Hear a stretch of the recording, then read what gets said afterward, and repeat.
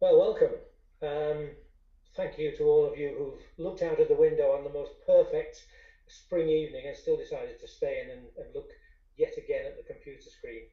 Um, we have all six candidates for the Mayoralty online, which is terrific given how busy they all are. And I'm going to be co-chairing with Emma Marsh from the RSPB. She'll introduce herself in a second.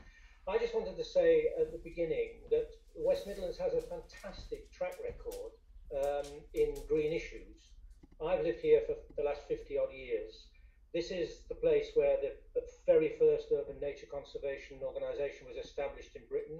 It was the very first place that had a strategic nature conservation plan back in the early 80s. The Black Country Urban Forestry Unit was based here and went on to become a national institution. And so there is a really terrific history of taking the green infrastructure of the West Midlands seriously. And I think in the last year, we've seen many, many more people recognise how important nature on the doorstep is, not just in terms of access to wildlife, but in terms of air quality, healthy living, and a whole range of other things. So we've waited a long time for the environment to be high up on the political agenda, but I do think this year is that moment. So without more ado, I'll hand over to Emma and she can introduce herself and introduce the candidates. Thank you so much, Chris. And good evening to everyone. My name's Emma Marsh. I'm the director for the RSPB in England and Chris's co-host for this evening. And I am joining you from my home in the east of this wonderful, currently very sunny region. So a bit of housekeeping first, and then a bit of a context setting, and then I will introduce everyone. So it is lovely to have you all here at this incredibly important climate and environment hustings in West Midlands. This evening is brought to you by Warwickshire Wildlife Trust, the Wildlife Trust for Birmingham and the Black Country, the RSPB, the Woodland Trust, and the West Midlands Friends of the Earth. So, although there is a Q&A function and a chat function that you will see, there will be no live questions due to the tight timings for tonight and wanting to make sure that every candidate has the opportunity to cover each subject. But we will be asking the questions of the candidates that you, the audience, sent in when registering. We will also be posting a few polls during the event. All are completely anonymous. We will not know what you have personally answered, so please do take the time to respond to these. All candidates will have a maximum of 2 minutes per question. We'll go to each in a different order for each question, and they'll be kept to a strict time schedule. And they will be muted if they go beyond this, so thank you, candidates, for your understanding. And tonight's event will be recorded.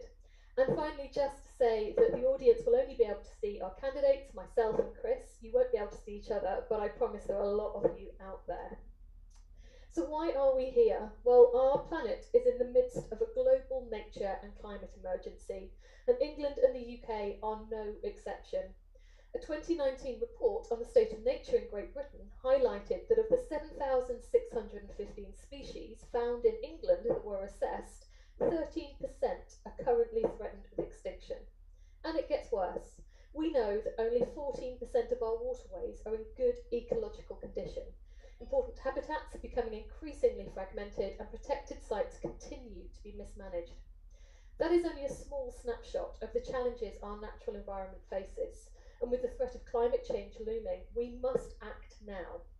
Not only can grassland, wetland, coastlines, peatland, woodland provide shelter and food for iconic species such as the booming bittern, swifts, starlings, and willow tips, but it can also help us to learn and really adapt around the effects of a changing climate.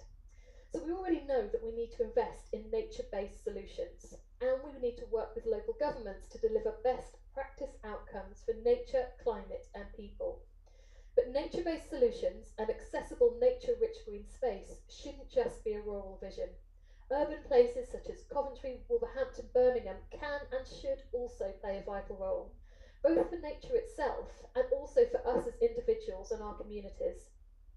These urban spaces can accommodate many different wonderful species and habitats, and there are some great examples across the West Midlands where this is already happening. We can think big and we can be innovative here, and we need to challenge our politicians to deliver on their promises and to take action now. And our local leaders have a mandate to act. We already know that the ability to access nature and green space close to our homes is a priority for most of us. and that access to nature has not fallen equally across society.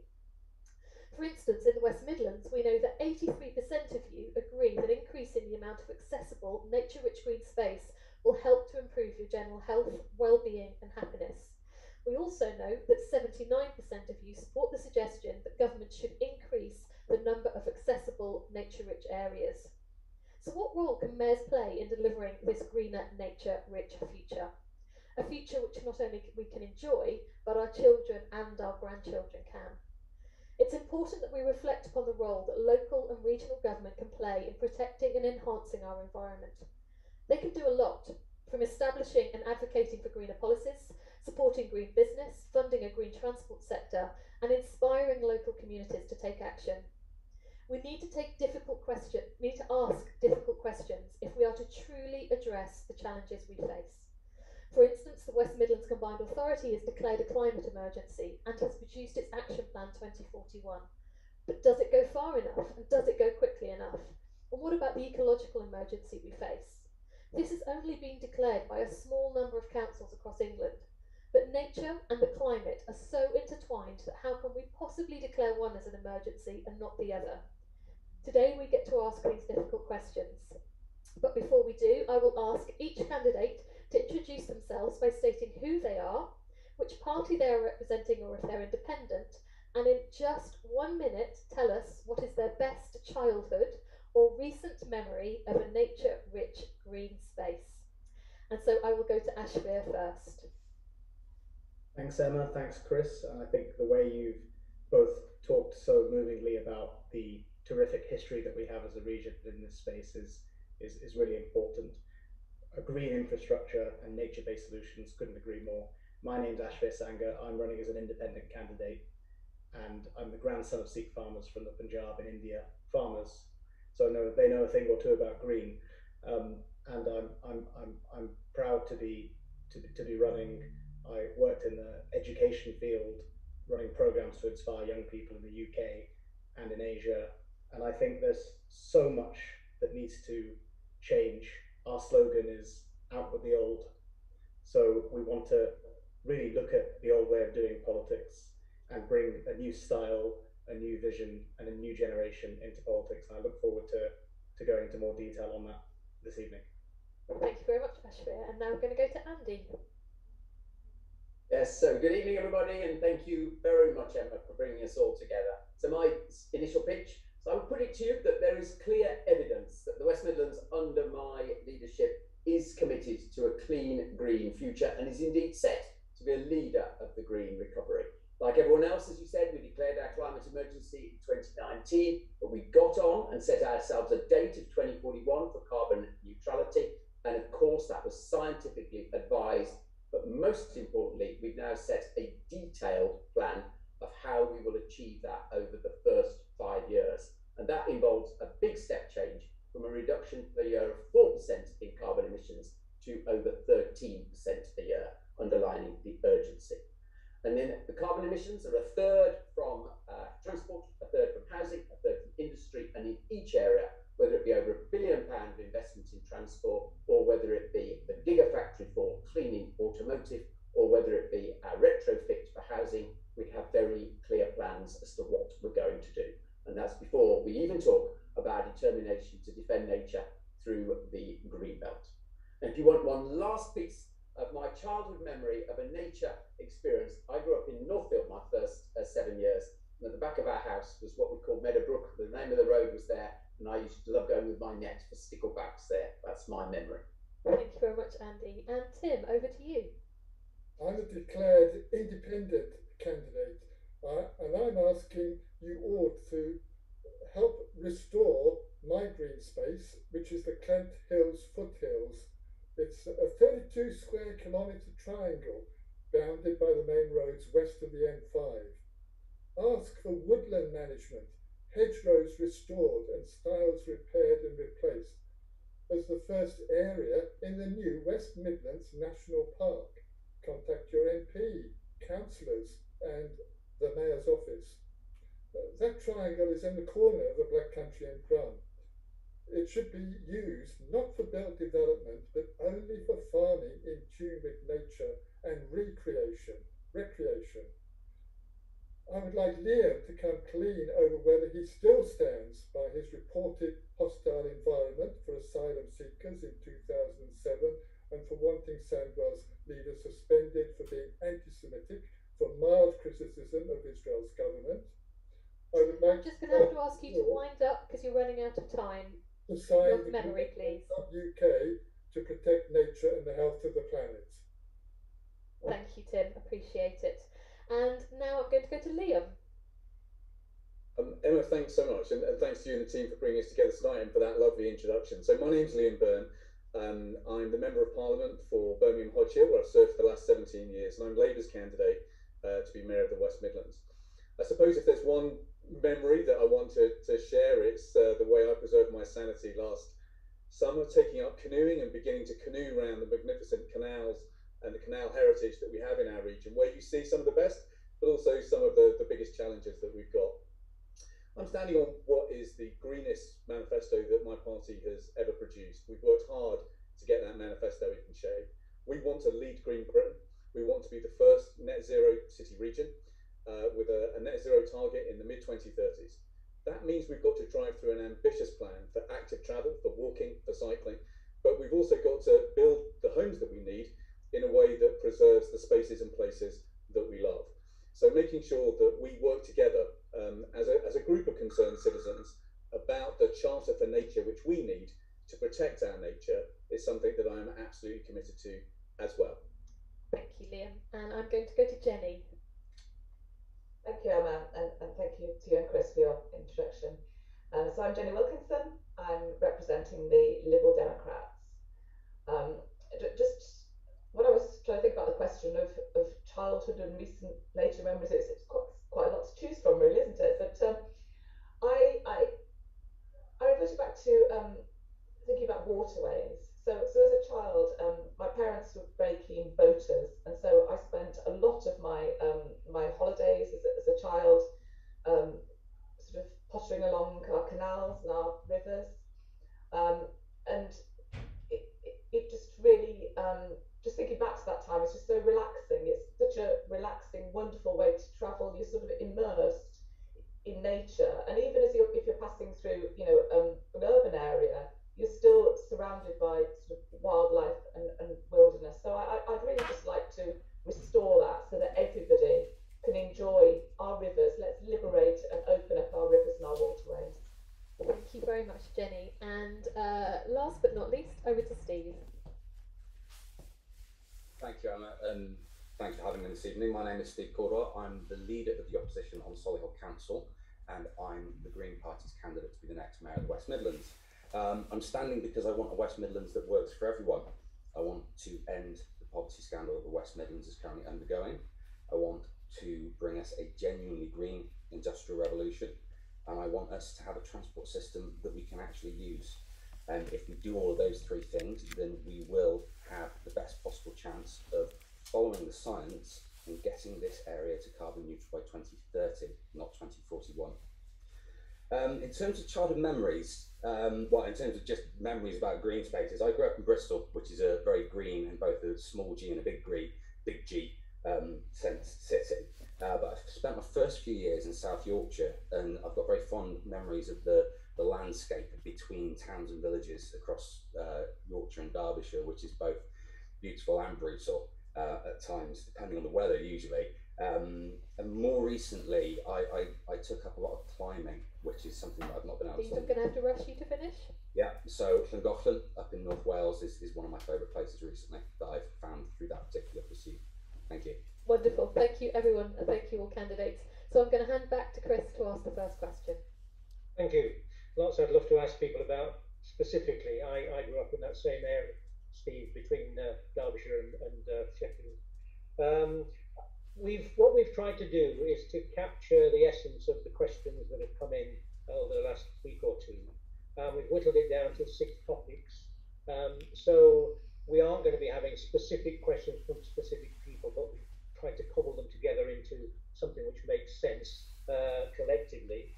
And the first of those questions is actually about transport, and it's a theme theme which crops up time and again in the question of many people, including Shivaji from Bourneville, Ruth from Solihull, Jim from Kingsheath. They're all asking much the same question. And they're saying reducing carbon footprint and tackling air pollution are clearly priorities for all of you. How would you address car dominance in the West Midlands? And actually, car dominance is what this place has been all about for so long. So it's the perfect question to begin with. And I'd like to start with Liam, please. Chris, thank you very much. So at the moment, as a region, we emit about, over the course of this hustings, not counting the hot air, in about an hour and a half, there'll be about 1,500 cubic metres of polluting greenhouse gas emissions from just our region. That is about 14 double-decker buses in size. My goal is to reduce that by 16% a year. That's what it will take to bring forward our net zero carbon target to the mid-2030s. There are some on this call tonight, Steve in particular, who would like us to go further. There are others, Andy's plan would go slower. What we're trying to do is put together a plan which we think is doable and achievable, but it will take everybody rowing in behind it, which is why we think a COP West Midlands would be a good idea pretty quickly after the election. There are three things on transport that we've really got to drive through. So one is active travel. We do need to hit this target of 50% of journeys active, either cycling or walking by 2030. We've got to try and double the number of journeys taken by cycling over the next 5 years. Second, we do need a radical rollout of things like very light rail, technology that's being pioneered in Coventry and in Dudley, but which is about 20% of the cost of heavy trams. We think that could create a much more pervasive, much more frequent public transport network. And then for the cars that we do have, we've obviously got to make sure that we're using new methods of deliberation to introduce things like low traffic networks. So if you look at Barcelona, Zaragoza, Madrid, or Helsinki, some of the Scandinavian countries, they're using deliberative democracy techniques, using digital as well as public meetings, in order to bring people together to co-design the kinds of solutions that we need that will basically reduce car traffic and clean the air, and crucially, sustain political consent. And I want to bring those techniques to here in the West Midlands. Perfect timing, thank you. Can I come to Steve next, please? And Chris, thank you. We've started on the dates quite soon, which is good. Look, later on in this hustings, we're going to be talking about #WM2041, and I think there's something we really need to be very clear about, which is that the IPCC report from October 2018 that identified 2030 as a target date, it actually came out before the combined authority identified 2041 as a target date. So there is a lack of ambition at the moment in terms of what we're trying to achieve.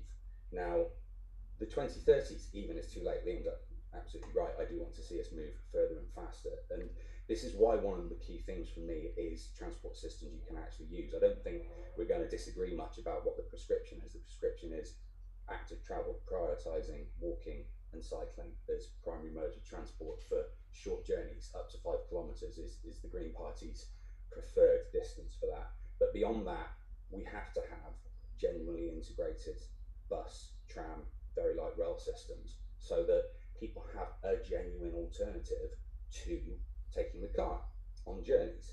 But at the same time, we do also need to think about how we can move people out of cars, and alongside that, integrated public transport system. We do need to look at low traffic neighbourhoods, we do need to look at clean air zones, we do need to look at congestion charging. Liam's absolutely right, however, that's got to be done in a collaborative fashion. We can't just go around imposing these solutions on our residents because they'll just resent us for them. And we have to remember, politicians don't know everything. We have to have these open lines of dialogue with ordinary residents, organisations like yourself, so that we know that we're getting the solutions right up front. And that's the way that we can reduce the dependency on the car in the West Midlands. Thanks, Steve. Excellent. Jenny, next, please. Thanks, Chris. So the real problem we've got is at the moment the transport systems options across the region are inadequate, which means that cars are seen as a necessity for many people for many journeys. So our whole transport strategy has to be focused on getting to a position where the preferred mode for travel is not the car.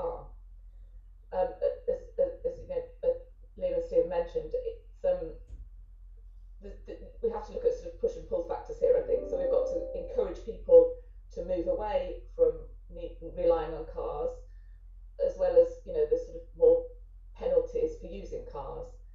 I mean, for me, the top priority is around active travel, cycling and walking. And that needs to be proper investment in infrastructure. So it's not just a question of shoehorning on a little bit of a cycle lane on a little bit of road. We've got to actually properly plan that across the region so it's connected and gets people to where they want to go. Dedicated off-road cycle lanes. And we need to, you know, look at safety. You know, one of the reasons a lot of people have put off cycling is the safety, where they're, you know, just alongside of a main road. We need to separate them from transport. We need to reduce our speeds of our cars and actually make cycling and walking a realistic option for people. And also looking at our whole design of our neighbourhoods. You know, 15-minute neighbourhoods is something I'm really keen on. So everything, you know, most of people's day-to-day needs is met within that short distance of their homes. So active travel a priority. And then, of course, yes, public transport. We've got to have an integrated, green, sustainable public transport system that's reliable, that's affordable, and that people feel safe to use. Where we do have cars, we need to move to electric vehicles. So electric charging points as well need to be a priority to introduce. But really having that system to get us away from cars. Thanks, Jenny. Andy Street, please. Yes, with pleasure. So I suspect we will all agree what needs to be done. The debate is who is doing it and who is capable of delivering it in the future. So let's just look at the record here. So it's all about investment in public transport. I'm going to give you two statistics. We currently have £1.1 billion committed to investment in public transport. And annually, this year, the year we're just finishing, it's 277 million. The year before I became mayor, it was £38 million. So we have had a seven-fold increase in the expenditure on public transport in my time here. And that talks to the difference between the region not making its case, not winning funding, and the mayor battling for every penny of funding. And our commitment in the manifesto will be to double that expenditure once again, frankly, to make up for years of underinvestment. Some of the headlines, of course, reopening beaching cut railway lines, of course, extending our metro, which we're busy doing in 4 areas now, of course, improving our buses, which we're doing with rapid routes, and the diggers are in the ground with those, and of course, making all of our buses clean by 2021 and all electric in Coventry over the next 3 years. Then, of course, there's the hydrogen buses coming as well on the Walsall Road. We're thinking about technology like the buses on demand that we're trialling, the e-scooters, the e-bikes, and indeed the bike network. Then we're also committed to unprecedented levels of funding for our bike segregated network. It's all got to be affordable as well, hence I'm very proud of the bus fare freeze that we've negotiated with National Express for 4 years. All of that added up to these numbers before the pandemic. 13% increase in rail in the last year, 3% in bus, 3% in metro, 8 million more bus journeys made in the West Midlands, and the number fell across the rest of the country. That's backing public transport in action. Thanks, Andy. Tim Waller? You should not have to own a car to prosper in this country. That was said just a few days ago by the United States Secretary of Transport. I do own a car for car camping in Scotland when I'm tramping over the hills, but I'm getting increasingly guilty when using it. For decades, I've used my 4 bikes for different purposes, from fast cycle sporties to forest roads, mountain tracks and bridleways. When I am in Scotland, I'm now parking further away to then cycle for longer before I start the big walk. Lockdown for COVID has meant lockdown for climate too, with much less travelling and more walking for me, but not fast running that Mayor Andy is so good at. It's been wonderful exploring and walking local paths and helping to keep them open. Coming back to cars, from 14,000 miles by car and 6 trips to Scotland in 2019, last year brought only 1 trip and 6,000 miles in 2020. Now my carbon allowance is made up of car insurance, limiting me to an absolute maximum of 7,000 miles per year in future, and on fast roads voluntary limiting myself to a maximum of 70 miles per hour, normally 65 miles per gallon that is always my goal. Netherlands and Norway have a national speed limit of 62 miles per hour between daytime 6 and 7 in the evening. In Belgium and Switzerland, it's 75 miles per hour. Be the change you want to see in the world. Don't wait for the slumbering authorities to act on the climate-nature disaster. Have your own finite fossil fuel rationing like me. Much less car, much more fossil fuel-free travel, please. Thanks, Tim. Thanks, and Ashleigh, finally. Well, I think the North Star for any mayor should be to make the West Midlands the quality of life capital of the world. And there's clearly a great deal of agreement between the candidates on what the solution is: more cycling, more walking, more use of the bus. That's not really a space in which any of us would really disagree. I think it's about redesigning neighbourhoods. One of the issues we have is that to a certain extent that car dominance has historically been built in to some of the design of some of our region. I think remote working will certainly help going forward to take car usage down. One perhaps slightly controversial perspective in this environment is to point out that I actually am sceptical about the so-called clean air zone, which I regard as a driver's charge, which I think will do more to raise revenue than to generate clean air. I think we should be looking to copy initiatives like Switch Delhi and look at electrification if we're serious about cleaning the air and not just making money from an £8 a day charge, which might annoy drivers and fail to bring people with us in any environmental cause. But I would have some skepticism there about that incoming driver's charge, which is due to come in, I believe, on the 1st of June. And one point I would end on is that Andy mentioned the investment that he's brought in, and I think that's great. But one question I would raise is, where are we spending it? Where does it go? And I would like, alongside the slow and steady improvements, which are important, I would also like to see us leave some room for more moonshot thinking. So around the world, prizes are often a very effective mechanism for generating great ideas. And I think we should invite the talent in the region, including organisations like Sustrans who have worked on this. Ashleigh, you have to finish. Thanks, Chris. And get them to bring their ideas into the conversation and reward and back those great ideas. Thanks, everybody, for sticking to the time. I'm going to hand back to Emma now to pose the next question to you. Thanks very much, Chris, and thank you, everyone. So this next topic was of interest to numerous people, including Nina from Coventry and Tonya from Handsworth. So we're facing an ecological emergency with 13% of all species in England at risk of extinction, and that's a real issue for us here in the West Midlands. So how can the West Midlands Combined Authority show greater leadership in supporting nature's recovery? And I'm going to go to Andy first. First thing that can be done is stop destroying natural habitats, where some authorities are giving planning permission for digging up the greenbelt. And one of you said you are from Coventry, so let's call this out for what it is. Coventry City Council have a local plan that's based on false numbers, and it's digging up large swathes of greenbelt on the west of the conurbation. I personally have asked the Secretary of State not to give agreement for that. That will protect a lot of habitats. The second thing we have to do is to actually bring back some habitats, and that means tree planting. And what is being done there, we've set ourselves our virtual forest target, 17,000 trees in 1 year. It's not enough, but at least it's beginning the momentum. And what we are committing to do is to get to 13% canopy cover. That is again calculated very specifically on the land available, and that will make an enormous difference to habitats. What we're also doing then is we're putting funding, small amount initially, available for a series of nature reserves to encourage protection across the various green spaces in the Black Country at the various UNESCO sites there. And then what we are committing to as well is supporting the brilliant scheme Wildlife Ways, which was trialled in Solihull. That's bringing a lot of new habitats to perhaps unprepossessing places actually where you wouldn't think the habitat can be developed. That too will be in our manifesto commitment.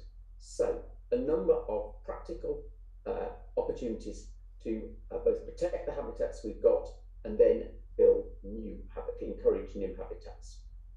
Thank you very much, Andy. And I'm going to go to Ashvir next. Ashvir, you're on mute. Sorry. Am I live again? Okay, brilliant. Sorry about that. As Emma and Chris, as you both mentioned at the outset of this debate, we're blessed with some fantastic green infrastructure here in the West Midlands, and we should be doing all we can to preserve that green habitat. Three quite straightforward suggestions. Number one, build on brownfield and not on greenfield. It's something that Andy has championed quite rightly. The more of it, the better. And then also a little thought not only into, once we decide to build on brownfield, also then thinking about what gets built and making sure that itself is also green. Number two, tree planting. There's a lot of work that's been done on trees as infrastructure. So I just retweeted something about it today. There's so many multiplier effects, so many butterfly benefits from investing in tree planting across all of our different spaces. And number three is more community owned and operated green spaces. So some of the co-hosts of this debate this evening, I would like to see them having the power and money themselves to preserve the green habitats, because they're frankly some of the people that most care about them and consider them most precious. So I think overall that's the way that we can preserve our green habitats best. Again, I think a point I would like to make again and again, the point I made throughout the campaign, is that a mayor should set the vision, that quality of life vision, but for me it's all about inviting in the experts and the passion that we have in our region and getting people involved and reaching beyond that bubble. Thank you very much. And I'm now going to go to Liam. Thank you very much. So the questions are absolutely right. There is an ecological catastrophe ahead. We can see it beginning already, and time is now running out. So, like many others, I believe that we should be building only on brownfield first. I think Steve will tell us about some of the green belt developments that are underway in Solihull at the moment. And let me share with you what the Secretary of State, Conservative Secretary of State, told Labour friends, Conservative Friends of India on a call. He said, "We also know that we will have to build on some greenfield sites as well if we want to meet our housing targets, which are very significant." Well, I think we should be opposing this plan and only building on brownfield sites in our region. My ambitions for canopy cover are different. I think we should be aiming at the gold standard, which is 25%. That's what we've set in Birmingham. We should be using that target, that aspiration, to make sure that we're replanting native species as well. I think we need to be thinking about how much of our green wedges and our green space, as well as our new forest and microforest cover, can actually be connected across the region in green walkways. And they very often can be bee corridors as well. But crucially, this needs to be underpinned by a charter for nature, which the citizens of the region actually agree, and where we can create cooperative innovation districts, where we can bring good citizens together to help deploy cooperative values, looking after green space, but also assets that we love in our community, which are a little bit run down and need bringing back into life. Then I think we should be doing that as well. So many of the ideas that we developed on our cooperative party task force, we think could make a significant difference, not simply to the preservation of our ecosystems here, but also to a much more, a stronger, more stable circular economy in our region too. We've tested this in Labour councils like Preston. We think we can make it work on the scale of the West Midlands too, to keep the public pound local, support businesses, and support a better environment too. Thank you, Liam. And now I'm going to go to Steve. I'm not going to say Liam's read my mind, but I think the truth is actually, whether you're team red or you're team blue, I don't think you really get what's going on with the Greenbelt building. I mean, Andy's right to call out what's going on in Coventry, but I do have to mention that 16 out of the 18 sites in Solihull's local housing plan are in the Greenbelt. So the brownfield first thing doesn't really work for me. I think there is a slightly more subtle argument than that, though, which is that there's a piece of land in North Solihull at the moment which is earmarked for redevelopment. Now, that isn't Greenbelt, but it is absolutely teeming with natural wildlife because it had been left alone for 10 years. The site had been cleared, nothing's happened to it. So I think we need to be a little bit more careful.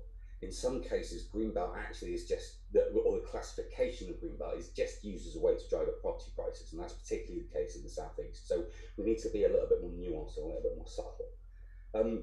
Few people have spoken about canopy cover. I think one of the most important points with canopy cover is not so much how much, although that is obviously very important, but where. And for me, the degree of canopy cover provision needs to be an integral part of the planning process. And so that any new build, any regeneration needs to look at how nature is reintroduced into it as an integral part of its planning decisions. I'd like to see a much bigger drive towards sustainable agriculture, both in the West Midlands and more widely, I should say, because some intensive farming practices can be really damaging to our natural habitats.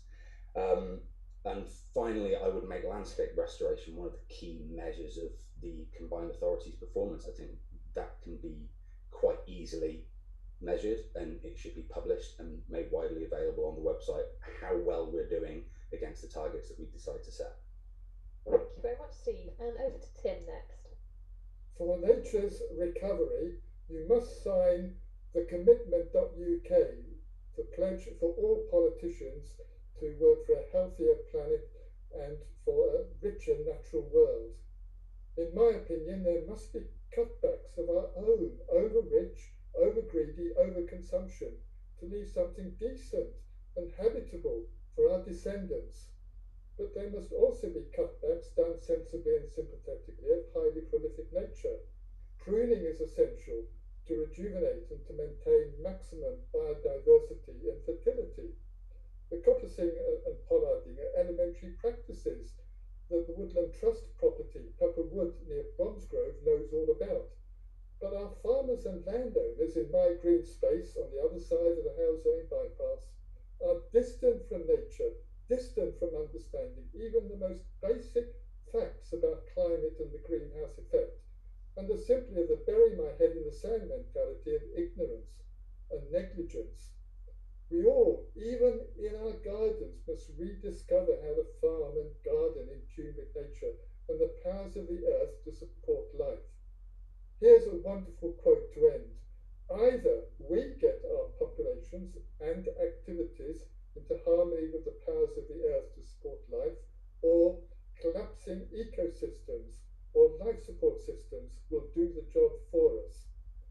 And that I got from a very early Green Party manifesto of 40 years ago, but it says it all in 31 words. Thank you, Tim. And now I'm going to Jenny. Thanks, Emma. I think fundamentally we need to change our mindset about how we think about nature, and the environment and the natural world should be taken into consideration in all decisions that the combined authority and the councils are making, so that it's there in our minds all this time. And the Mayor can really take a lead on driving that approach and that strategy. In terms of specific actions, I think similar to what I was saying with cycling and walking and having that sort of plan for the region, I think the same is true of our nature, and we should be looking across our whole region, actually having a plan of where we can build in nature and where we can increase access to the natural environment, building a network of natural corridors across the whole of our region. So using our waterways as part of that, you know, as I was mentioning in my introduction, enhancing our waterways and bringing those to the fore so that we can actually benefit from the sort of ecological impact that brings to us all, that access to nature. I think inspiring and promoting community groups to bring nature into their local areas is really good, and it adds that mental health benefit as well. So if we bring local residents and local community groups, charities and voluntary organisations all together to actually make small pockets of nature within our towns and cities across the whole region. And again, you know, I echo what everyone else is saying, tree cover is an important part of that. And whenever we're planning developments, whenever we're doing developments, we need to look at what is the impact on nature, do proper ecological assessments in the first place of what is there, and how can we enhance that, and how can we bring that into all the planning, all the development that we're doing. Thank you very much, Jenny. So I'm now going to hand back over to Chris for the next question. Thank you very much. Well, the next question is about the green economy, which is on everybody's lips suddenly, which is reassuring, I guess. We had lots of questions around this topic. Mark from Stourbridge, Marie from Haleswell, and Hannah from Birmingham. And essentially what they want to know from each of the candidates is how you see the relationship between investment in a green economy and the health and vitality of the wider economy of the West Midlands. And I'd like to start, please, with Tim. For me, a green economy is all about spending as little as possible, living as simply as possible, but being as generous as possible towards other nations and other members of my own society. The Bible has in Paul's letter to the Corinthians, from each according to his/her ability, to each according to his/her need. This is basic humanity, of being sociable, of what socialism is exactly all about, in line with the JC of Nazareth and the JC of Islington North. Those two men recognise that we are all part of humanity, that must come first, but that we are also part of nature too. If we can't live in harmony with both, we really are in big trouble. COVID shows we are not living in harmony with the animal kingdom, but encroaching onto their domain for our own ends. That is also pretty basic stuff we have yet to learn. Every field in my green space is needed as part of the national effort to feed humans directly before feeding animals to feed humans. Farming in tune with nature is essential, and farming using fewer finite fossil fuels too. They will run out, I would have thought, severe shortages by the end of this century. So have more people working on the land and fewer fields for horses and more for food. Reverse horticulture. In this way, we slow the climate-nature crisis and slow the rot. And Chris Peckham, that wonderful man, calls it the natural health service. Exactly. Peckham has it right every time. Thank you, Tim. Steve? Thanks, Chris. I'm surprised I'm going to say this. I totally disagree with Tim. I think we need to invest much, much more in our economy, not choke it out. I don't buy this contractionist approach that says that we have to limit what we do and do less, and that doesn't work for me. That's not what human beings are. What we need to do is do very differently and have a very clear vision about what the next 10 years needs to look like. And for me, that means making the West Midlands the heart of the green powerhouse that can deliver solutions for the rest of the world, for the rest of the country and beyond. Whether that is in looking at how we develop energy citizenry so that everybody is much better at managing their energy and generating their own energy, whether it's looking at making all of our new builds zero carbon so that we've got the best construction methods and the best construction materials that we can then export to other regions and other countries, whether it's developing a retrofitting capability that allows us to not only green our own existing housing stock, but then spread out beyond that. We've spoken in previous hustings about skills shortages and how do we actually deliver a lot of this green economy when we haven't got the skills necessary to do it. And that's exactly where we need that investment. We need to be spending lots of money. We need to go and talk to central government and say, look, we want the West Midlands to be a showcase for what green economy can really look like, what a genuinely green industrial revolution can be. Give us a devolution deal that actually allows us to do that, because the one we've got at the moment just doesn't, frankly. And yeah, I think with that sort of vision and that sort of ambition in place, we really can do something amazing across the next 9 years and make 2030 a reality. Thanks, Steve. Can I go to Liam next, please? Thanks very much, Chris. So I too think we need to start investing in the right things and stop investing in the wrong things, which is why I think that we should be urging, for example, the West Midlands Pension Fund to divest from fossil fuel investments along, frankly, with everybody else. I want to lead Green Britain. I want our region, the home of the Industrial Revolution, to now lead the Green Industrial Revolution. Once we were the workshop of the world, I want us to be the green workshop of the world in this century. That's why I want us to be the first net zero carbon city region in the UK, because I think that is also not just the right thing to do, it's also one of the ways in which we help safeguard and secure the 200,000 green collar jobs that could be ours by 2030. The government's got a target of 2 million. We're at least 10% of the UK's workforce. Let's go for it. Let's go for creating those 200,000 jobs here in our region. Now, our distinctive contribution is to make the things that the world needs to go green. You know, that's what we do in this region. If you can draw it, we can make it, as they say. So that means we need to be rolling out green industry zones to help our industry decarbonise. Second, we do need to get hold of a green devolution deal from government so that we can set about building net zero carbon homes, but also retrofitting. We can do it much better than, frankly, they can in Westminster. But finally, we do need to maximise the power of the circular economy. I'd like to triple the co-op sector in our region. I want to take the community wealth building approach that's been pioneered in places like Preston and roll it out at the scale of the West Midlands economy with an Office of Community Wealth Building or something to support the public sector in doing that. And that's why ideas like cooperative innovation zones could be a really good way of just building on the business innovation district idea, but building people together to look at how we can actually build those circular economies in a way that actually creates jobs for people locally. But the final point is all of this has got to be done bottom up. So we will need a kind of economic justice commission to make sure that we've got just transition at the absolute guiding principle, but we need massive citizen engagement in that. Thank you. Jenny, next.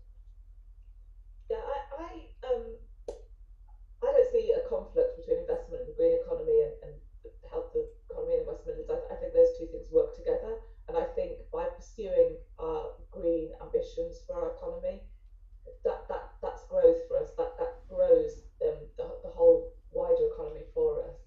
So there's so much that we need to do, and developing that green industry, investing in the jobs and training programs that go with that. They're fundamental to the future of our region, and it's a real great opportunity for us to provide employment, you know, across the environmental sector, and really invest in jobs and training for those green professionals that we need.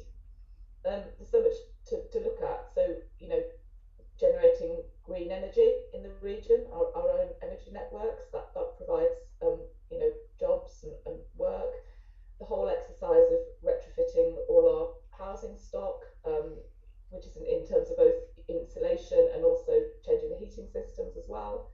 Massive investment needed there. Building new homes and passive house standards. So there's you know, jobs and opportunities there. Our transport, so developing all the new technologies that we need for our sustainable transport. So all of this is, you know, huge opportunities for our businesses across the region and for people to work in those sectors. So I think it's just a great growth area for us. And in terms of small businesses, you know, I think we can really look to encourage innovation and target funding, particularly towards those businesses that are looking at doing something new and doing things differently. So let's really invest in the green economy and get behind this. Thanks, Jenny. Ashleigh.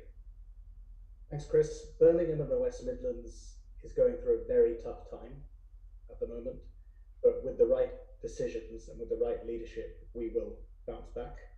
And key to that is the green economy, and I think there's two key elements to it. There's investment and there's great ideas. So on the investment side, we should point out the elephant in the room here. The UK is run from London. They make the big decisions, they control the purse strings, and frankly, the rest of the country, our mayors and local leaders are sort of stood holding a begging bowl and saying, you know, please London, can we have some more? And one of the great mysteries is why even mayors like Andy, who have a sort of direct dial, have not been given what local leaders deserve, in my opinion. So the key part there is investment, and ultimately we need to see a resetting. We need to see tax retention. We need to see a fundamental reset of that balance between London and the West Midlands, so that we actually have the investment and the freedom to make that investment without the purse strings being held very, very tightly by London on a sort of project by project basis. So I think that's a key element is on the investment side. There's great companies in the green economy space in Birmingham, West Midlands, Acceleron working on recyclable batteries, the Clean Kilo, a zero waste supermarket, and lots of other examples. And the other side is ideas. So I think we should turn the old John Lewis into Station B. France in Paris has Station F. If they can have Station F, then we can have Station B. We're a young and diverse region, and we need to tap into that talent. Carl Chin, who very kindly endorsed my campaign, he says we have an abundance of talent, but there's a lack of opportunity. So I think we need to use Station B to be a sandbox for the amazing innovations that will power that green economy of the future. Thanks, Ashvia. Andy, holder of the begging bowl currently. Yeah, described as many things. Yeah. Okay, so the question is, what's the relationship between the green economy and the overall economy? And I would describe it very simply: it's hand in glove. They're utterly symbiotic, and there's an opportunity for us to lead in this sector as well. Quite simply because there is the demand for the green economy products. We can see that. We can see the sea change of attitudes. We also have the intellectual property. If you think about universities, and we have the opportunity to develop the skills. We've already got just one tiny sector. We've already got over 1,000 companies contributing to the whole decarbonisation debate. But equally, we can't be too rose-tinted spectacles over this, because actually for businesses to make the transition, that does take time, it takes cash flow, it takes investment, and we need to be mindful of that. And also, to be really clear, the government, whether it be national, local or regional, can actually encourage that transition. And I do think it's right to spend public money on making that transition. And let's just give a few examples of that general statement. The first, of course, is the electrification of the automotive industry, probably our most important industry in terms of world leadership. And that transition is happening right now. JLR committed to £2.5 billion investment a year. If they can pull that off, that is an enormous sum of money. Easily the biggest industrial investor anywhere in the UK, right here. And that's all about greening, and it's why I have been, I'd use the word obsessed actually, with the whole idea of the gigafactory for 2 years, and we're making really good progress now at the site there. Then others have talked about housing, that's absolutely right. But we are emerging as a leader there as well in this whole modern methods of construction. It's why the government agreed that there would be a task force based in Wolverhampton, some small seed funding to get those ideas moving. We can lead there. And of course, we're also using our demonstrators in the Black Country for the decarbonisation of that industrial cluster. And then there's two wonderful training examples. We've got training in electric vehicle maintenance and training for retrofit engineers, both of which are newly funded pieces where we're looking at those new skills for the green economy in the future. Thanks very much, Andy. And I'm going to hand back now to Emma for the next question. Thanks, Chris. I'm going to move swiftly on so that we can make sure we get as many questions as possible. So a key concern of Elizabeth from Wolverhampton and Mary from Yardley in particular wanted to talk about access to high quality, nature-rich green space, and particularly in urban areas.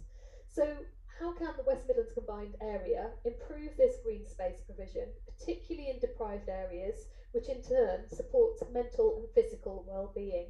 And I'm going to go to Jenny first. Thanks, Emma, and thanks. It's a really good question.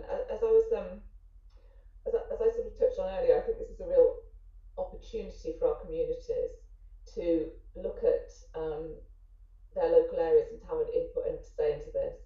A real priority for me as Mayor is in terms of connecting with our residents, connecting with our local communities and getting their input into all the decisions that affect their lives.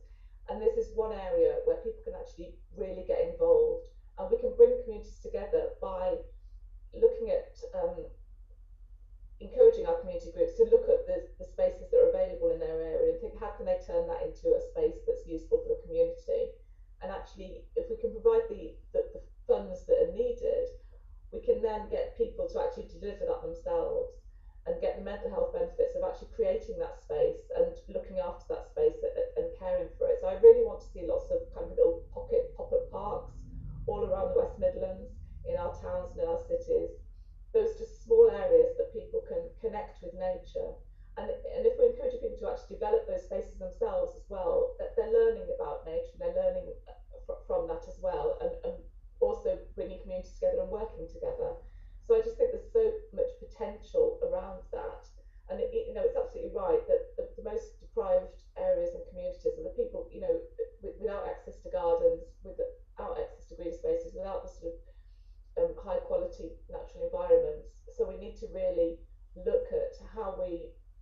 in nature everywhere on all our little streets, on all our little street corners. Let's find those little small spaces and to help people to develop those and provide that access to green space for everyone. Thanks, Jenny.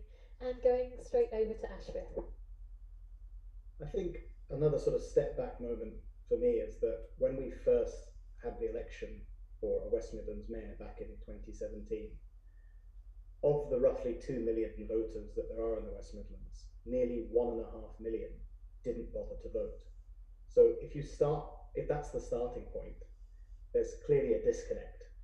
For lots and lots of people in our region, they're not looking to politics to improve their quality of life. They don't resonate with it. They don't feel that it's make a difference. And that's a big reason why they don't bother to vote. So if we can provide, to use the phrase Chris used at the beginning of the debate, if we can provide green infrastructure in a micro-local way, I think that's a great visible way for people to connect the mayor's office to a direct daily improvement in their life. And I think COVID and lockdown has really unveiled and sort of exposed that sort of the haves and the have-nots in terms of access to green space. And just imagine if you're a young person in the inner city, if you're a young mother or father with a family, coping and keeping your young children occupied and active and sane, frankly, without access to green space. So I think it's super important. And my background in education has made me aware of something called Green School. So this was a school that was set up originally in Bali and has now expanded to New Zealand. This engages young people directly in nature through their school curriculum. Why not have some green schools and green nurseries here in the West Midlands? I think that would be fantastic. And something I've called for is for a ban on six-figure salaries in the mayor's office. I would like to see anything that was above 99k being reallocated to a mayor's community partnership fund, which would go to backing local delivery partners, local doers, communities on the ground to create these kinds of spaces. Thank you very much. And I'm going to go to Andy now.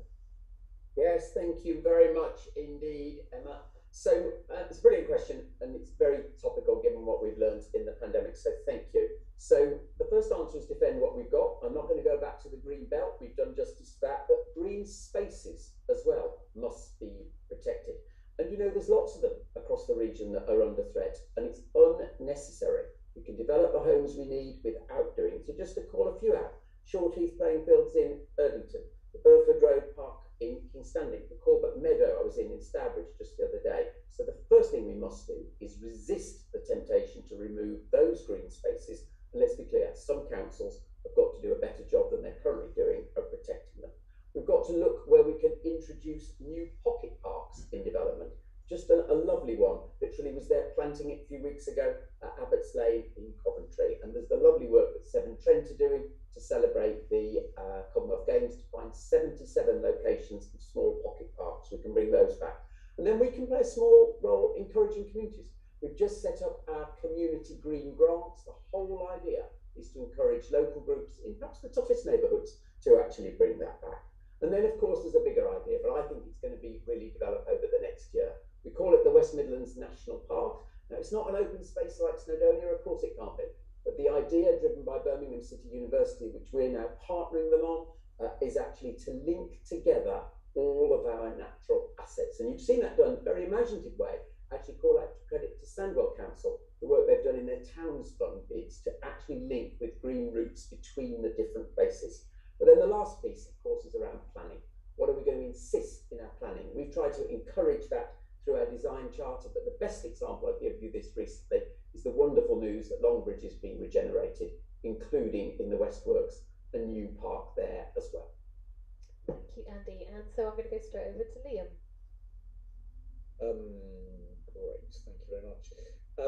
So we launched our pledges today for the Labour campaign after what's been a year talking to thousands of residents across the region. We had well over 10,000 people pitch in comments, ideas, thoughts, initiatives, and what we found running right the way through those ideas is that politics has now become not simply local, it's become hyper-local. People really wanted to talk about the quality of their local green space, their local park, the local parade of shops, what it was like on the street outside.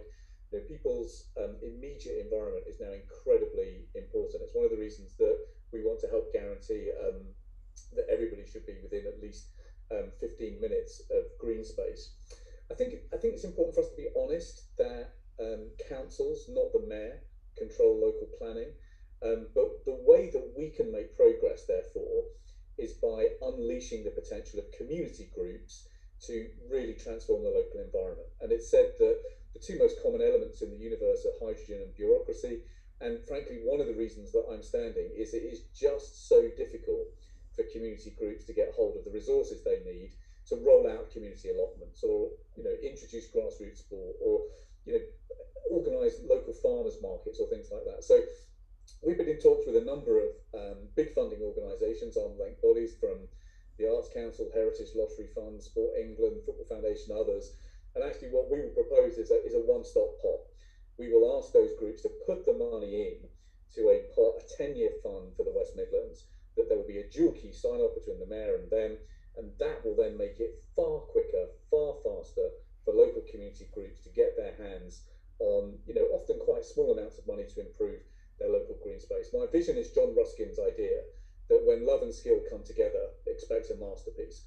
Ultimately, it's community groups that are the best authors of the local environment. We just need to give them the tools to do the job.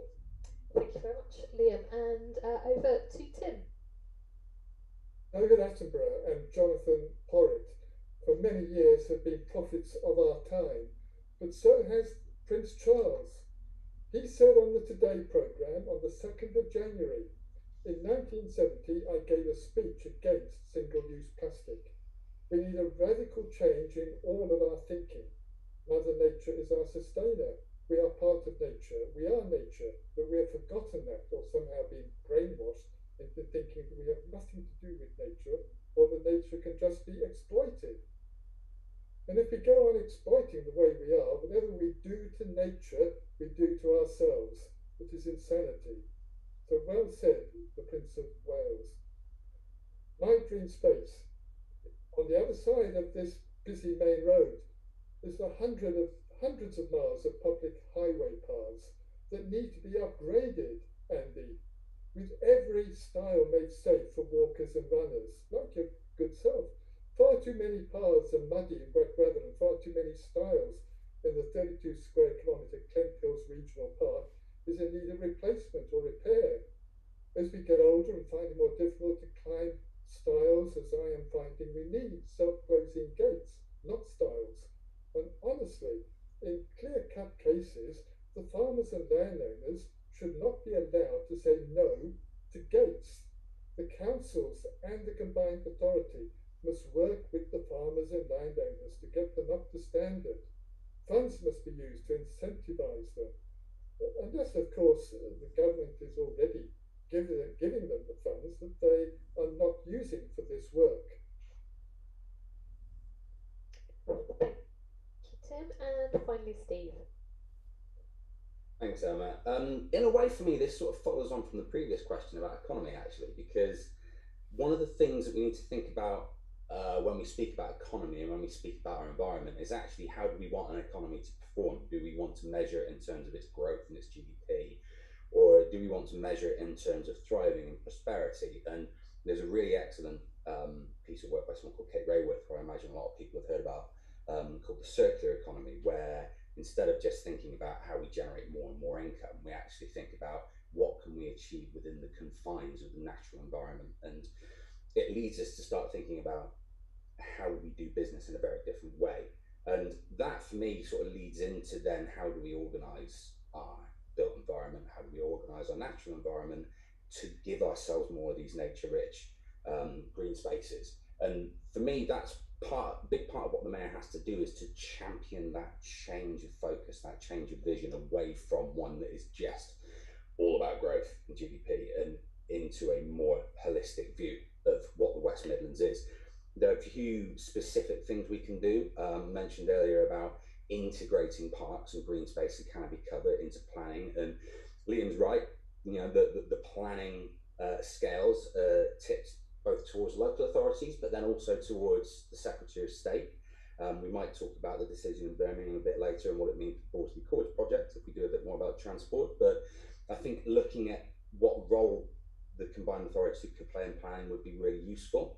One of the things that I'd really like to do is actually invite a representative from the local nature partnerships to actually join the CA as a non-constituent member, so that we've got a voice right at the top table saying, have you thought about how green spaces are impacted by every element of our strategy and of our planning and our policy? And we need to remember the concomitant benefits that green spaces can bring. Number one, the mental health benefits. We know that £1 invested is as much as £30 saved. I'm going to have to ask you to sum up very quickly. Yeah, no problem. I think I'm just about done there. But the other great thing is that if we do make the West Midlands greener and fairer, it's going to keep more of our young people here and save them from the diaspora, which will help us with our skills base in the future as well. Thank you. Thanks, Steve. I will now hand back to Chris for the next question. Thank you. Thank you. Well, the next question was going to be about greenbelt and urban sprawl, but I think we've covered quite a lot of that over the last half hour or so. So what I'd like you to do is just talk about the way in which you feel that the West Midlands can influence the national policy on particularly on greenfield development. As you all know, there is a major discussion in government at the moment about the future of planning. And I think a lot of us would like to know how you see your role as a mayor in influencing, in the outward reach, if you like, and influencing wider policy nationally. And I will begin with Tim this time, please. Right, I think we've got to understand that the mayor has very limited powers. I remember Andy saying in May of 2017 on the Today programme that he has no official powers because the mayor has to work with the 7 district council leaders and he cannot overrule them. So somehow we've got to have an understanding that we have to try and defend our green and open spaces as much as we can and have smaller homes. The bigger the house you live in, the more responsible you are for sprawl and for taking open space for yet more homes. We've got to keep smaller, much warmer, practical homes to the conurbation outside the 3 sides of the green belt triangle between the Black Country and Brown. And this way we help ourselves to get out of the warming greenhouse too. I can remember in the 1990s a Royal Society saying that the 2 main drivers of global destruction are overpopulation and overconsumption. We need to take heed of those warnings and restrain ourselves and tread more lightly on the planet. So remember, the more children we bring into the world and the more we spend, the more you screw up the planet's climates for the worse, quite apart from urban sprawl. Protect the green belt by building more small to moderate size homes at Merry Hill on that huge area of flat land between the shops and the canal. And in that way, we help ourselves and work for a better future. Okay, thanks. Liam. Thanks.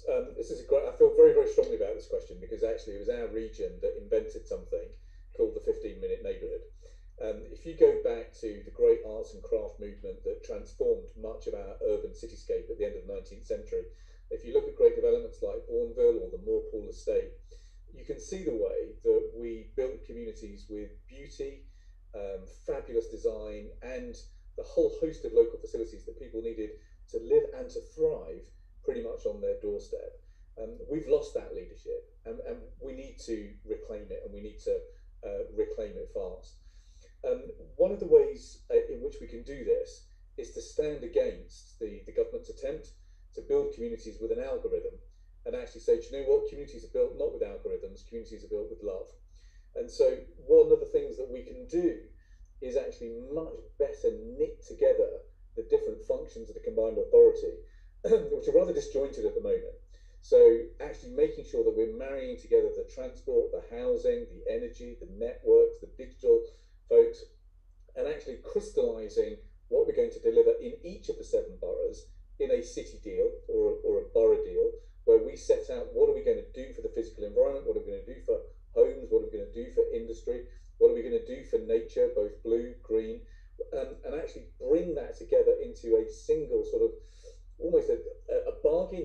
sort of a spatial plan almost between the combined authority and the member boroughs. I think that will make it much easier for people to see how we're actually knitting things together. And that obviously has got to be at the borough level or the city level, but it's got to come down to the micro level too. People have got to be able to see and feel what that looks like actually outside their front door. We have a saying in Hodge Hill, which is action speaks louder than words. Unless you can see the change outside your front door, then frankly it isn't worth much to residents. And that's the kind of politics that we've got to get back to. That's a good spot to finish on. Steve. Thanks, Chris. Yes, Tim's absolutely right in terms of what power the mayor has. It's both a lot less and in some ways a lot more than you might think. I think the fact that the mayor doesn't have a huge amount of control may be an opportunity for the right candidate because it forces consensus building. And I think that's something that we need a lot more of in our local, regional and national politics.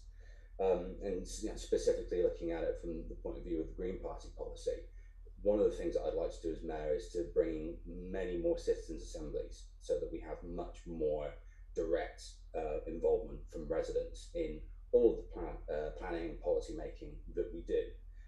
But in terms of how we influence national policy, I feel that this is the difference between leadership and management, because when you're leading, it's up to you to portray the vision. It's up to you to set the aims and the goals, and it's up to you to go to Whitehall and Westminster and say, look, I've got a mandate.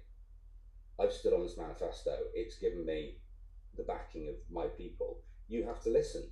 You have to listen to what we have to say, and we have to then work out how that can work. So I think an elected mayor of any party has a lot of power in terms of the votes of the hundreds of thousands of people in this region behind them. And look, Whitehall and Westminster works in a bubble. I know that. I've been there. As is Liam, he'll know this better than I will. It needs water carriers like us to go to central government to say, look, you're doing it wrong. This doesn't work for us. We need to do things differently.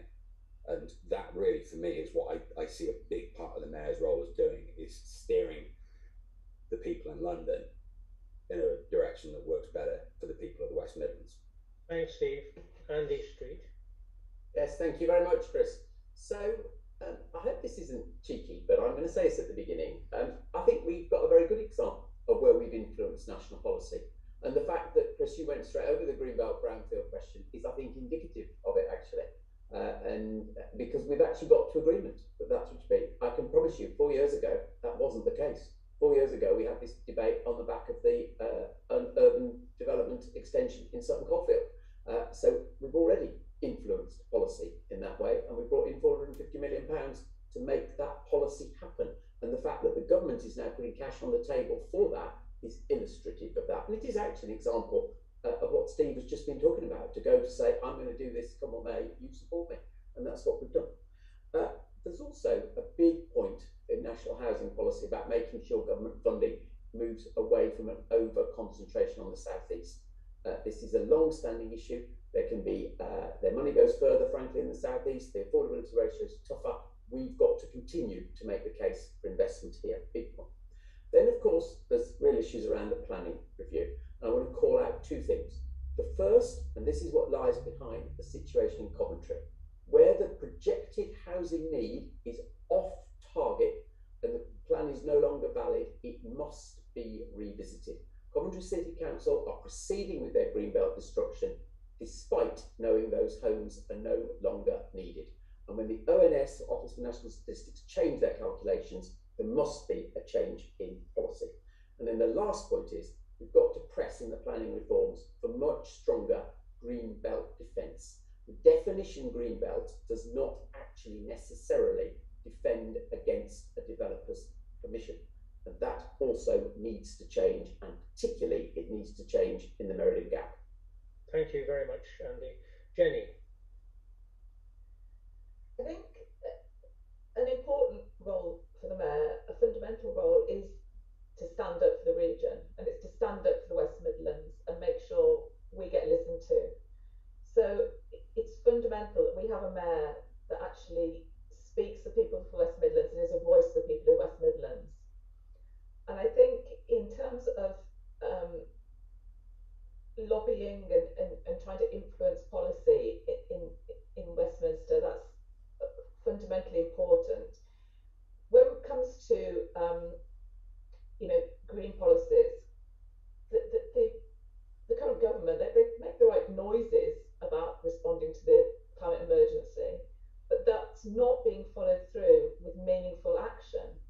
and the plans that they're putting in place just are simply completely inadequate for the challenge that's ahead of us. We need to be moving quickly. We need to be actually putting money into this and taking it seriously. I mean, just look at the fiasco we're seeing with the Green Homes grant and what's gone on with that. They brought in this thing, didn't communicate it, didn't put the investment in it, didn't give it sort of a long-term opportunity for the businesses to be set up, didn't then pay businesses, so they're going out of business. So it was just set up wrongly and deliverably.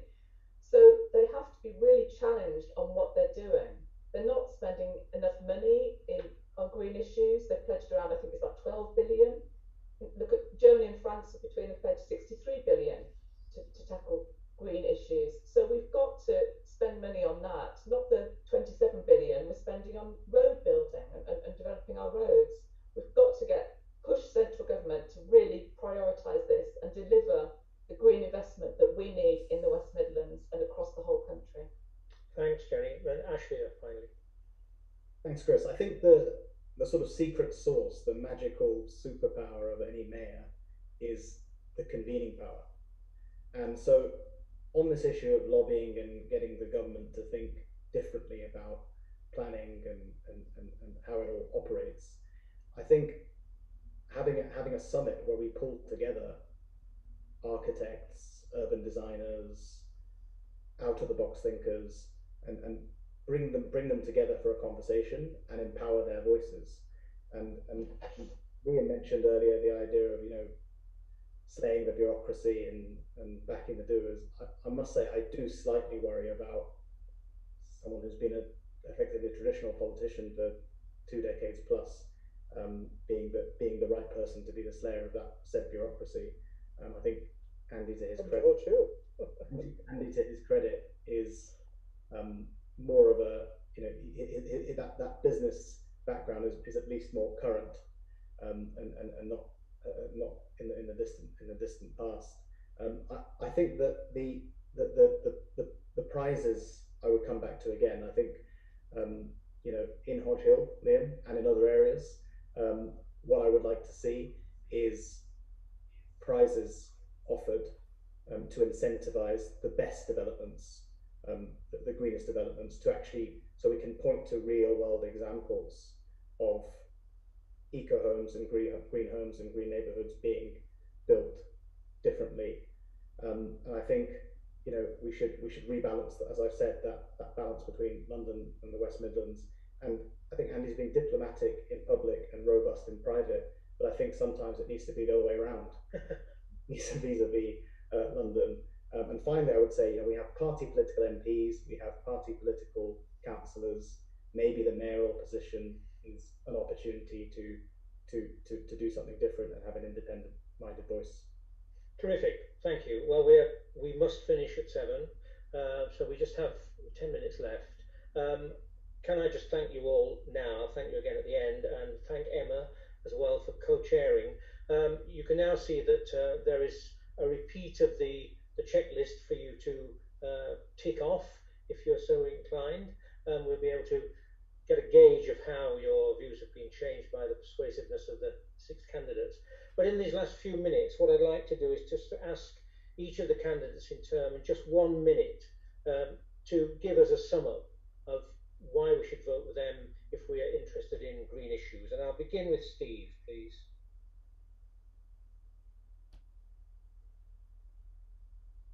You're on mute, Steve. Steve? Oh. Beg your pardon. It's okay, I can't see you. You think I'd have learnt this by now after a year of doing Zoom meetings with you, but we can all get it wrong sometimes. A saying I'm fond of is, if you do what you've always done, you'll get what you've always got. And in the forthcoming election, you've got a choice between the tired establishment politics of green, of red and blue, or a radical new vision for how the West Midlands can reimagine itself to face the next decade and beyond.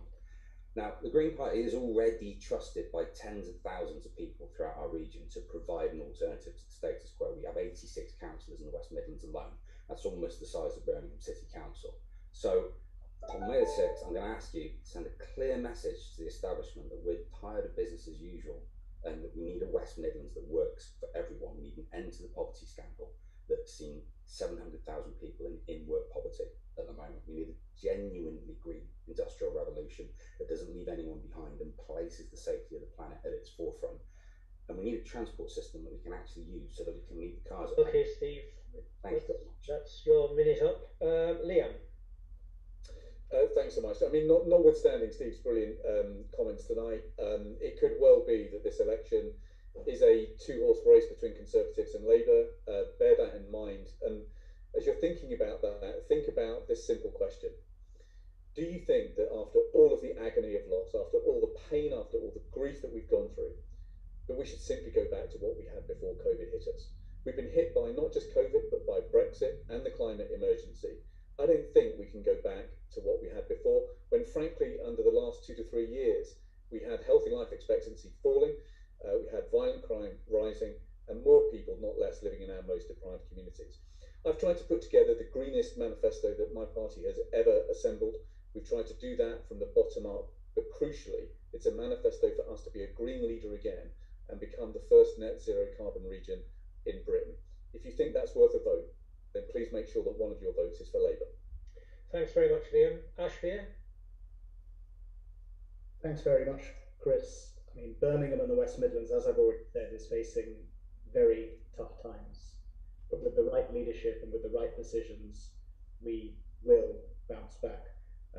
Liam earlier, quite reasonably pushed back on my comments about traditional politicians, such as himself, and said to come to Hodge Hill. I think sometimes the challenge is that even if existing players reinvent themselves, sometimes the only way you can bring about real change is to put new voices into positions going forward. So I think I've talked about the need to reinvent the role. I've talked about some of the ways that we can recover rapidly. I've talked about the need to rebalance the dynamic between London and the West Midlands. I think we need to set our sights on becoming the quality of life capital of the world. And I think the way we do that is with a new style, a new vision, and a new generation. Thank you, Ashvia. Jenny? Our world is on fire. The air we breathe is toxic. We're facing a catastrophic loss of biodiversity. Our planet is being irreparably damaged, and we are responsible. We have a moral duty to act, and we must act now. The West Midlands is only a small part of the bigger picture, but we must play our part. The climate emergency can only be tackled by effectively ensuring that every decision taken by local councils, businesses, communities, households makes progress towards a net zero objective. So my priority as Mayor will be to use my influence to protect the natural environment, reverse biodiversity loss, at the same time as combating climate change. Thank you very much. And Tim? If Liam thinks it's a two-horse race, he needs to remember that there are other parties and to remember that he already has a job, Liam, as a full-time Member of Parliament for Hodge Hill. In the 1970s, I remember a faux poster with a photograph of Earth from outer space, and the caption read, "This is planet Earth. Don't spend her all at once." In 2021, I have seen a motorway gantry with the message, "Minimise travel." Yes, indeed, we need to minimise our speed and minimise our spending too, because we are living infinitely on a finite planet and unnaturally on a natural planet, a recipe for an uncomfortable future ahead. Economic growth is economic greed and ecological disaster, I believe. What we take today, we don't have tomorrow. And what we take of gas and oil very nicely, unfortunately, screws up the planet's climates for the worse. Thanks, Tim. I'm going to stop you there. And Andy Street, finally. Yes, thank you very much indeed, Chris. So I'd simply say to anyone who cares about the agenda that we've been discussing tonight that I believe that I am the candidate who combines the practical evidence of delivery with the ambition to lead this region in this respect. And above all else, you can be confident that I will do what I say I will do. There is clear evidence of that in the transport area, we've talked about that, and of course in defending the green belt and green spaces whilst building the new homes that we need. Above all else, we've developed our plan. I'm sure it can be improved, I'm sure it can be shaped, and it will be going forward, but it's definitely better developed than any other combined authority in the country, and I feel very proud of that. And I feel confident that we've built the relationships to be able to deliver this agenda. And above all else, I am a business person by background who gets stuff done, and that's my commitment. Thank you very much. That concludes the presentations from the candidates, and I have the results, which I think probably the simplest thing is to interpret these on the chat line, because I'm looking at one set of results and I'm finding it difficult to interpret. So I'm going to leave that for somebody else to sort out, because I'm very conscious that we've got 3 or 4 minutes. We've had over 100 people tuning in, which is terrific. One of the great bonuses of Zoom, I think, is that people who would not have got to a public meeting have been able to listen to the candidates. I'm very struck by just the thought that had we had this debate or these presentations even 10 years ago, probably half the candidates wouldn't have turned up and probably we would have been dismissed as marginal. It's been very gratifying to actually hear how all 6 of the candidates have real depth in their knowledge and their concern and their thoughts about the future prospects of the West Midlands in the context of its environment and quality of life. So for me, that's been extremely satisfying. And the other thing that's very interesting with this kind of occasion, and now in this format, is that you can carefully watch the response of all other 5 candidates to the one that's speaking, which is not always very easy in a public meeting hall. And I think one of the real values of this evening, I would like to think, is that you've all heard one another. And there are things that you will have heard and learned from one another which might inform you both in the run-up to the election and subsequently. I'd like to thank Chris Crean from Friends of the Earth, who's really orchestrated all of this, but also the RSPB, the Wildlife Trust, the Woodland Trust. It's been a terrific evening, and I'm really grateful to everyone who's been involved. All I would say is that 25% turnout in the election is appalling, and the most important thing is that you persuade your neighbours, your friends, your fellow travellers to get out there and vote on the day. And if they vote for these kinds of policies that you've been listening to this evening, then I think the West Midlands will be an even better place to live in the future. Thanks very much indeed, and enjoy the rest of your evening. Thanks so much, everyone. Bye-bye. Thanks everyone. Goodbye. Good night. Cheers, folks. Thanks a lot.